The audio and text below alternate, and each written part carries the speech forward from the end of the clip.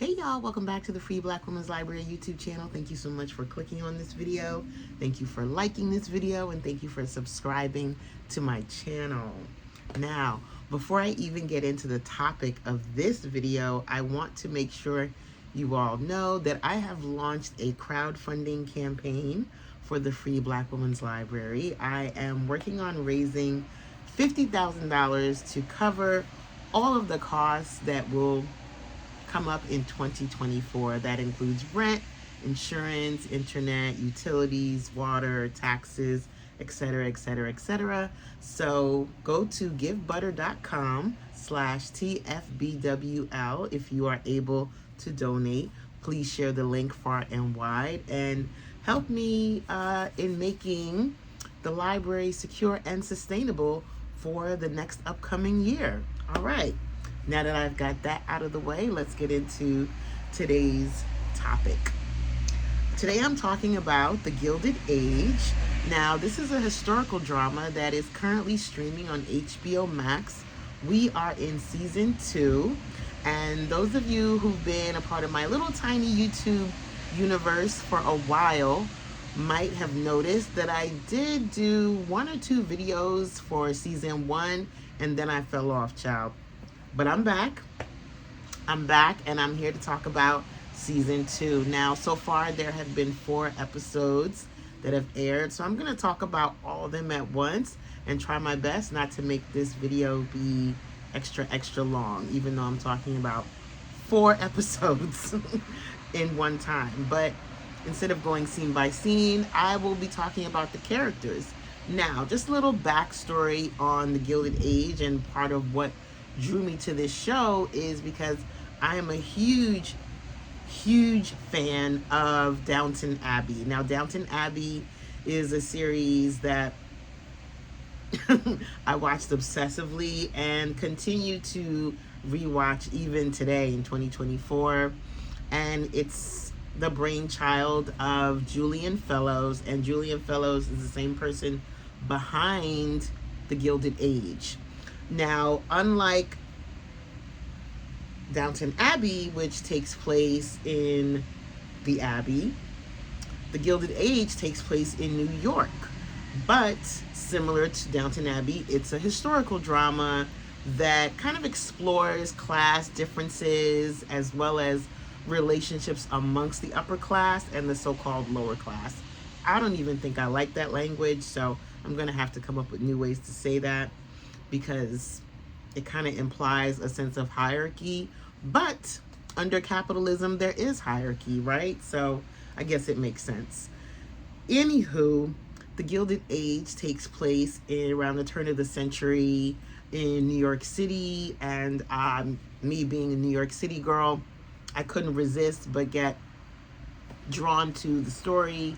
In addition to being a fan of historical drama, I'm also very curious about the way these stories are told, the way these stories are created, the way history is used and not used.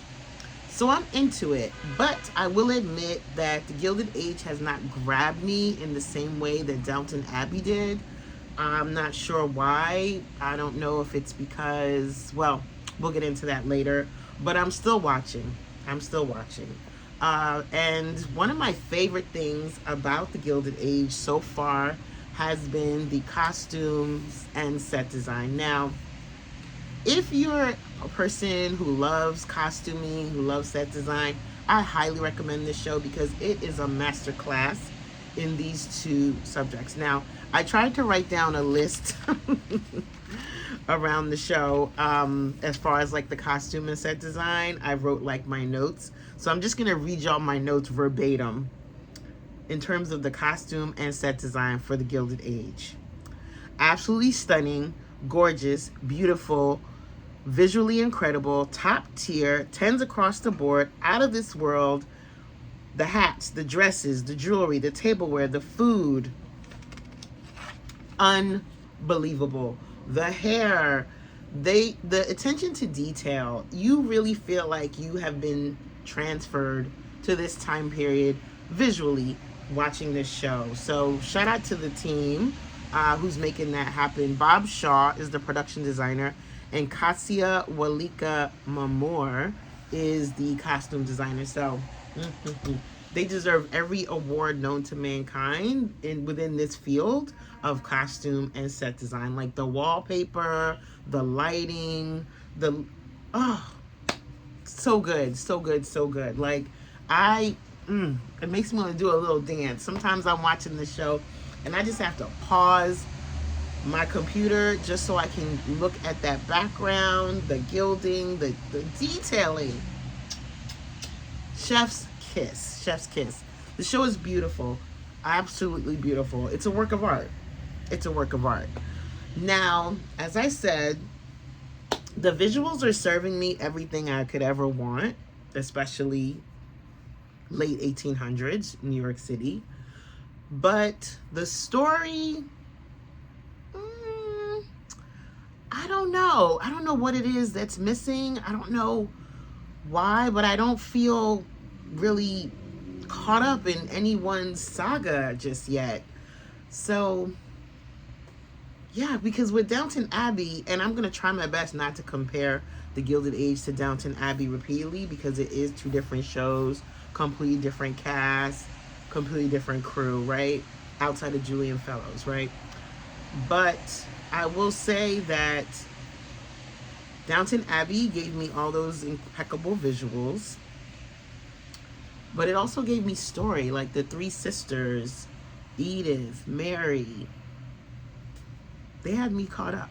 So anywho, I'm going to talk about the characters and share with you what each one is going through, and also share which storylines are currently my favorites and which ones I am tempted to fast forward. And so this is the easiest way for me to do this because it's 4 episodes. So this is like a Rambly reaction, Rambly review to season 2, episodes 1 through 4. Beauty, beauty, beauty, visual beauty. Now let's talk about the plot and characters. So first we have Oscar. Oscar Van Ryn is a closeted, almost homosexual.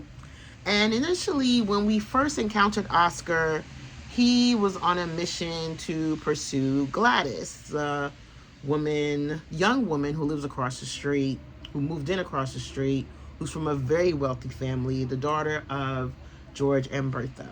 Now, this whole thing of Oscar pursuing Gladys really bothered me because he looks old enough to be her dad. And it just felt very, very creepy. Outside of the fact that she would be nothing but a beard to him, he really wasn't offering her anything except for the ability to do whatever she wants. They never went out on any dates. He really didn't romance her in any type of way, but proposed to her. Now, I understand that this is how things work during this time period. There wasn't a lot of like dating and romance. People just would say, "Will you marry me?" And someone said yes, and they got married. But still, there was no chemistry between these two characters. And as I said, Oscar was way too old to be pursuing Gladys. So it really gave me the creeps. And I'm so glad they dropped that. And shout out to George, who is one of my favorite characters, Gladys's dad, for telling Oscar, no, my daughter will marry for love, okay? Oscar shows up and asks George for Gladys's hand. And George, being the protective dad that he is, and somewhat progressive in his thinking, sends Oscar out the door on his behind. And that is one of my favorite scenes of this season so far. I really enjoy George's character, but I'll talk about him a little bit later. So Oscar has left Gladys alone, and now he's pursuing this new woman. And even though she still seems too young for him, they do have a little bit of chemistry and they do get along, and they seem charmed by each other. She seems charmed by him. He seems charmed by her. But Oscar is also gay, so I'm not really sure what's going to happen with that. I really love his ex, John Adams, who is not interested in, I won't say he's not closeted, because he is closeted for his own safety, but he's also not interested in marrying a woman just to save face. So as you can tell, I'm not a big fan of the Oscar character. Um, he just kind of feels a little bit slimy and conniving to me. No offense to the actor. I think he's doing a great job. But he just wants to be married so he can be a respectable human, and he's trying to make it a point to marry a woman with money. I'm not a fan of that. Next character is Marion Brooke. Now, in the first season, Marion Brooke was the central character that everything kind of spun around. That no longer seems to be the case in this season, and I'm very grateful for that because her character is very boring. Once again, no offense to the actress, but Marion is not. I need her to be a little. I feel like she's supposed to represent this new way of thinking and somewhat of a suffragette, somewhat of a different, a kind of like youthful, refreshing politic she's bringing to Ada and Agnes, her aunts, but she's not really giving me much. Shout out to her for being a teacher. She's teaching watercoloring at the local school to Aunt Agnes's dismay and shock. So she's teaching and she's also dating. We find out that Mr. Rakes, the man she was dating last season, has gotten married, and she feels sad about that. And she says she did love him, which, okay. So now she seems to be dating her cousin-in-law, cousin not by blood, but by marriage, who is a widower, who has a daughter, who is very much interested in Marion and her dad becoming a couple so that they could be a family. So this is what Marion is dealing with. Marion is dealing with this young girl who seems to want her to be her mother figure, and she's dealing with living with her two aunts, Ada and Agnes, who are in a rush to marry her off because I guess she's getting to that age where if she's not married by a certain time, she'll be considered a spinster. And this whole thing is like, Ada is this cautionary tale, right? Because Ada was never married, and now Ada's like an elder and alone and, supposedly useless. Because these are very, very sexist times. Like, 2023 is a sexist time, but 1888 was a sexist with a capital SEXIST, right? Women were just kind of property. They didn't have the right to vote, and if they didn't have a husband and kids, their worth was nothing. So Marion is feeling the pressure to be married. I have a feeling that it has a thing for Larry from across the street. That is my guess, because I sensed a little bit of a longing in her eyes when she looked at him. But she also seems to have a slight attraction to Cousin Dashiell. We shall see the dashing Dashiell. Now, speaking of Larry, that's the next character I'm going to talk about. Larry is a very handsome young man. He is the eldest son of George and Bertha, Gladys's older brother. And Larry is an architect, much to his dad's chagrin last season, but now it seems that they're okay with him being an architect. So Larry's an architect, and he's got his first client, which is a woman named Mrs. Blaine. Now, Mrs. Blaine is a widow who married a rich older man who has now died. So she's got all of this money as well as freedom. Her and Larry begin to have an affair, and at first it seems like it's just for play and it's just this casual thing. But then this last episode 4, they proclaim their love for each other, and I was kind of like, oh no. Listen, no feelings involved when you're doing stuff like this, but each one of them has caught feelings, unfortunately. And the local news has been writing about their affair, unfortunately. And we all know that Bertha, Larry's mom, is not going for that, because Bertha If there's one thing Bertha is that she refuses to be embarrassed, okay? She refuses to have people talking about her in a negative way. She refuses. Like, Bertha is very much focused on her reputation within high society, and having a son that's having an affair with an older widow is not what's happening. So this last episode, it was kind of cruel. It was kind of mean. Mrs. Blaine was called to the Russell house, presumably to talk about the Met and the Academy beef, but no. It was to talk about the fact that Mrs. Blaine is too old for Larry. And when she said you can't give him an heir, he's only going to be waiting for you to die. Remember how you felt when you're waiting for your husband? Woo! Yo, Bertha is so mean. Like, I have so much love for her character because I really like her ambition and her persistence and her straightforwardness and her clarity and her focus. But at the same time, she is so mean. She is so mean. She is so mean. She left Mrs. Blaine crying, and she said, you know, it may be cruel, but it's true. What part of what I'm saying is not true? So Mrs. Blaine ends up breaking up with Larry, sobbing tears. Larry's hurt bad.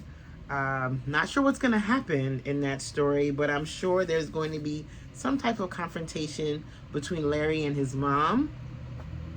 Again, they've already had one, and it's only going to get worse, I think, because Larry is just as stubborn as his parents. Like, you know, it is what it is.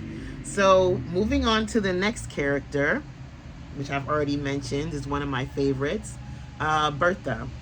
Now, Bertha Russell is the grande dame. Whereas before it felt like Marion Brooke was a main character in this series, now it's giving Bertha Russell being a key character, being somebody who is really going to have a steady, solid thread of conflict and resolution throughout every episode. And I'm not mad at that because this actress is absolutely impeccable at this role. The way she kind of garbles her words, the way she carries herself is perfect. And Bertha, her main story is this opera house situation. So the Metropolitan is the new opera house that's being built because the Academy, which is the old opera house, doesn't have enough boxes for all the rich society people who want boxes, who want to go to the opera. Like, the opera is, you know, where people go to be seen. It's the creme de la creme. And the fact that Bertha Russell, who is very much determined to be a long-standing member of high society, does not have a box, she's not standing for that. So what does she do? She goes and she invests in this new opera house where she will have a box and they will have more boxes. And what else does she do? She gets all the greatest opera singers of that time period booked to sing at this new opera house. And she also woos and treats and has these dinners and all these occasions where she invites the people of high society who have been locked out of the Academy, the old opera house, to this new space to come and see it. Now, big wins for Bertha back to back to back. Her first big win was at the end of episode 1, season 2, when she had the opera singer sing live in her mansion live for everyone, right? Not only was the place beautifully decorated during dinner, but here comes this glorious singer singing live. And she lets her guests know that if you choose to invest in the Metropolitan, this is the type of experience that you are guaranteed to have. She ate. Mrs. Astor was gagging, okay?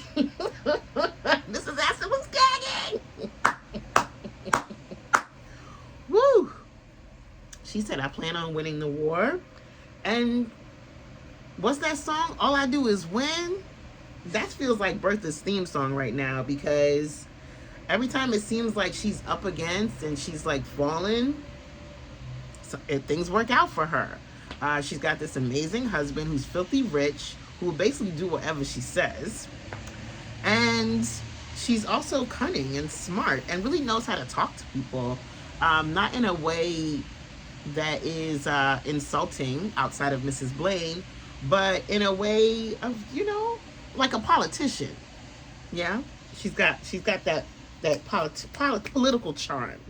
So in addition to the whole Metropolitan House story, Bertha does have this somewhat rival with Turner. Now, Turner was Bertha's maid last season. Turner hit on George by climbing into his bed naked. Pitiful and pathetic. I really don't like Turner for doing that. And Turner and Bertha now have this rivalry, but Turner is really no competition for Bertha, so I don't even know why she's trying, considering that she was a lady's maid and now she's a wife, Mrs. Worthington or whatever. So Turner has stepped up her game in terms of the fact that now she is at the big kids table and she's hanging out with the rich folks. But still, she ain't no competition. She ain't no competition for Bertha. And what I'm enjoying about these episodes is that each one kind of ends on this little kind of funny, wild, little cute cliffhanger. And I really appreciate it. I believe it was episode 3 when you had like this long dolly shot through the tennis game, and you see this like look of shock and horror on Bertha's face, and then the camera turns around and you see that it's Turner. I gagged. So yeah, Turner is moving up. But yeah, that's all we have to say about her. I have her on my list of characters, but there's really not much to say about Turner outside of the fact that she really hates Bertha Russell, and she really wants to be considered part of society. That's been her mission since the very beginning. And that's part of the reason why she was hitting on George. She wasn't attracted to him, but George has money. George has power. She found herself a man with money and power, and she married him. And he seems a little bit clueless. So, yeah, what's next for Turner? I'm not so sure. Our next character is Ada. Now, Ada is one of my favorite characters. She's being played by Cynthia Nixon, who we know from Sex and the City. And it's kind of cute to see her in a different role because I know her only from Sex and the City, the lawyer Miranda, right? And Ada is this cautionary tale. She's what we would call a spinster and old maid. I hate these terms, by the way. But this is the time period that we're in. Ada was never married. Ada never had a big life, a full life. Ada often references the fact that like fear and being shy and being quiet and being docile kind of held her back from doing all the things that she wanted to do and pursuing all the things she wanted to pursue. She kind of stayed home and she knit and she stayed with her dog. And here she is, right? An older woman. But one of the things I love about Julian Fellows is that he allows people of all ages to have love and romance. I really appreciate that about his characters and about his stories. Similar to Downton Abbey, we have Ada, who's a woman of a certain age, who meets this rector, the new rector in town. They have an immediate attraction for each other, and they start dating. And in this last episode, he proposes. Oh my God. I gagged. A lot of gagging happening. I was so touched by this. What a beautiful thing to imagine, right? Imagine being able to fall in love in your 50s, in your 60s, in your 70s, in your 80s, and get married. Imagine being able to have someone at any age look at you with eyes full of adoration and affection and grace and compassion. I'm getting emotional just thinking about it. But I'm sorry, y'all.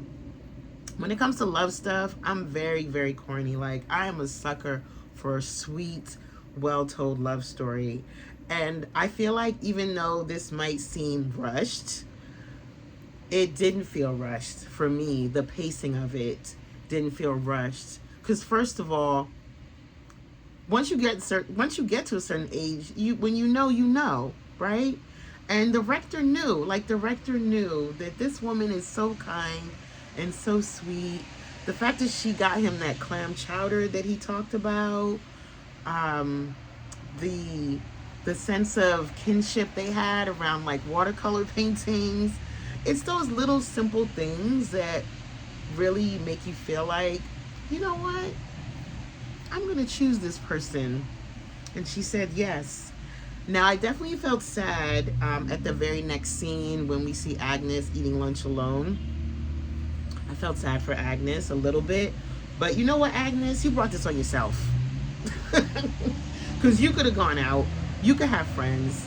And Agnes is somewhat of a victim too, because we hear a little bit about the fact that her husband, the man she was married to, was a bit of a tyrant. And there was no love lost between them. So Agnes has definitely suffered a bit. And she's a woman of contradiction because she seems to be very much into respectability politics and really attached to old New York and old school values and all of that. But at the same time, she has this black woman working for her in her house, writing her letters, writing her notes. That feels like a contradiction to me. I feel like an Agnes of this time period, I don't think she would have had a black woman working so closely with her, but I could be wrong. Let me not underestimate the possibilities of what's possible. Now, we have two more characters, one being Mrs. Astor, who I won't say too much about because she doesn't really have any plot lines, any real story outside of being in this weird conflict with Bertha and also wanting to maintain her position as the Queen of New York. And actually, there was a Mrs. Astor that exists in real life. Like, there was actually a woman named Mrs. Astor who existed during this time period, which is known as the Gilded Age. And I haven't done any research on this, but there is a place called Astor Place in New York City, in the Lower East Side. So I can't help but notice every time someone's name is mentioned, the fact that there are certain street names and parks and squares that are named after some of these characters who are based on real life people. There's a lot of colonizing and gentrification happening in this story, low key. The very first season, the very first episode is the destruction of Seneca Village to be turned into Central Park. So yeah, there's some underlying violence happening, just as there should be whenever capitalism is the theme of the day. So the last character I'm going to talk about, which is a very important character in my eyes, is Peggy. Miss Peggy Scott. Now, Miss Peggy Scott is a black woman. She's like a little Ida B. Wells, you know. She's a journalist, she's a writer, and she's very passionate about sharing the news and spreading the news and amplifying the voices of black people of this time and amplifying the ideas that black people are not just struggling and suffering during this time. Peggy comes from a high-class family. Peggy's family owns a brownstone in Brooklyn. Peggy's dad is a pharmacist. I'm not sure what her mom does, but Peggy has money. We learned that Peggy has money last season when Marion Brooke was stranded at the train station and Peggy gave her money, right? We learned that Peggy has money when Marion Brooke showed up at Peggy's house with some old worn out shoes trying to donate them to Peggy's family. So there's this thing of like Marion assuming that Peggy's poor, and we quickly find out that Peggy is not poor. Peggy is doing very well for herself. Peggy's family is doing well for themselves. Their house is actually one of my favorite sets of the whole series. So last season, we find out that Peggy had a son. This season, we find out that that child has died of scarlet fever. Not just the child, but the mother who adopted the child also died. This really bothered me. I'm not going to lie, y'all. I don't want to be too critical of this series because I actually do enjoy it, and I feel like I'm being hypercritical with this video.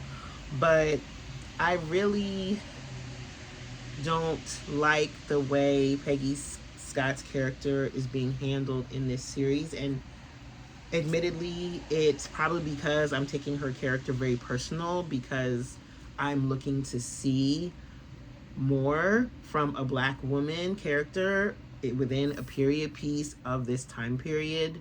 And it was very exciting to find out that there would be a black character in this piece, but I don't know what's happening. Like, I don't know why they decided to tell us that Peggy had a child, and then in the first episode they killed the child. That really made me sad. That really upset me. What was the point of that? What was the point of that? And I also don't remember her boss, Mr. Fortune, being married. I could have sworn they were going to give us a little love affair between Peggy and Mr. Fortune, because they had some chemistry, but he's a married man, so it's kind of weird, because there still feels like there's a chemistry happening between these characters. And I don't want Peggy to be the type of woman who has a flirtation with a married man. And then there's this whole thing about her going to Tuskegee, Alabama. Like, I'm really scared, y'all. I'm really scared that something horrible is going to happen to this character. But at the same token, it would make sense for something horrible to happen to her, because she is a single woman in the Deep South who has no experience being around racist folks with a capital R, right? The type of folks she's encountered in New York, that type of racism that she experiences in New York is very different from the racism that she would experience in the South, where her mom was like, don't look them in the eye, don't talk to them. The type of stuff that happens in the South is you know, being lynched, being killed, being arrested, being beat up, being sexually assaulted. Like, so many things could go wrong.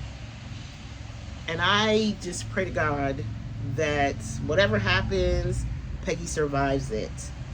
I don't know. I don't know what to say about the Peggy character. The woman who's playing the character is doing an impeccable job. She's a beautiful, stunning actress.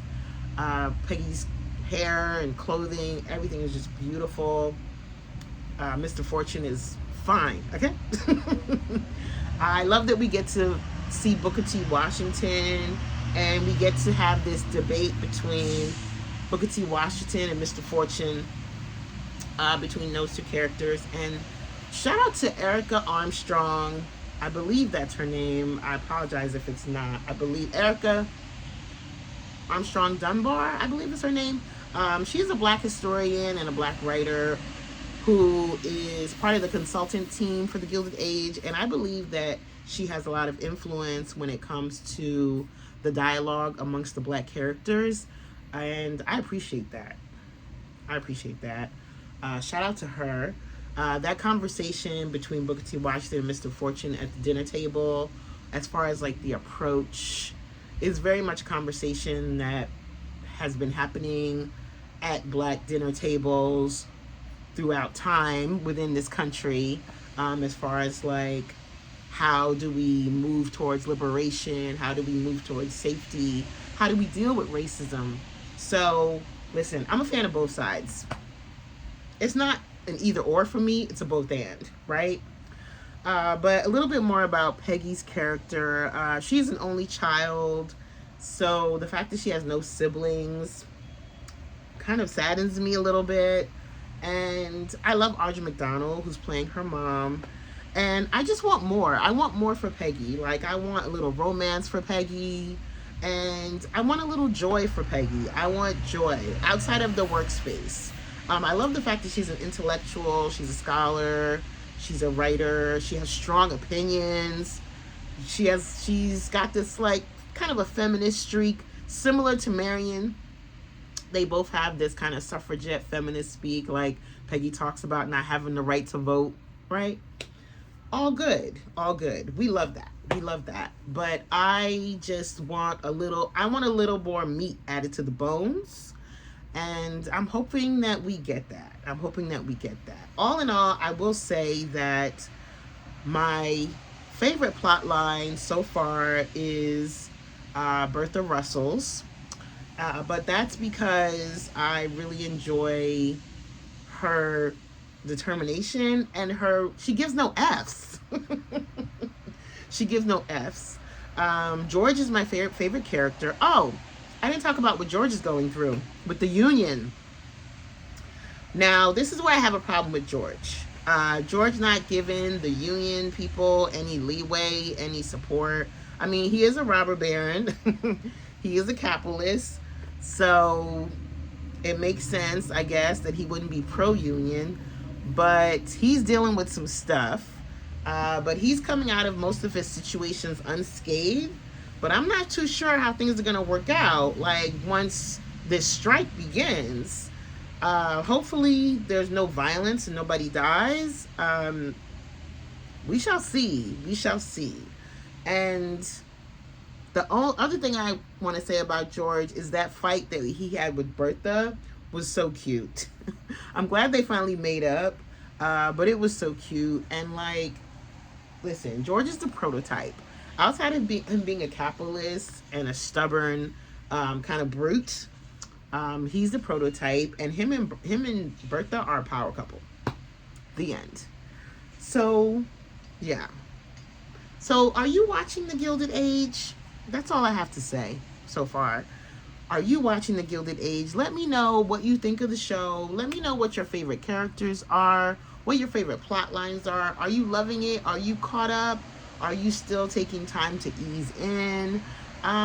Between a 1 and a 10, I'm going to give it like a 7.5 so far. And I'm tuned in. I'm plugged in. I think I just want a little bit more for Peggy. I think that's my only beef. So let's see if that happens. All right, y'all. Woo! This was a long one, but if you made it to the end, please leave a comment. Please like this video and subscribe to my channel if you haven't already. Stay tuned for more. Bye, y'all.